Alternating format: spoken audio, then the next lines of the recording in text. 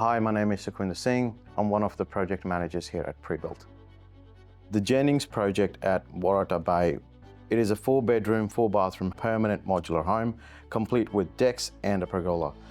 We started on a completely empty site, carrying out the side cut and constructing retaining walls that went up to 2.5 meters high on the upper side of the block.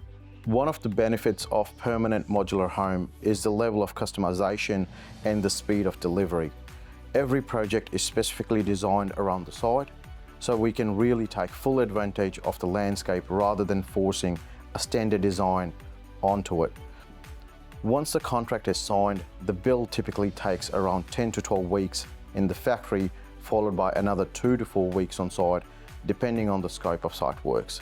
The customers were thrilled to see the fully finished house at the end of the day on a site which was just an empty block a day prior.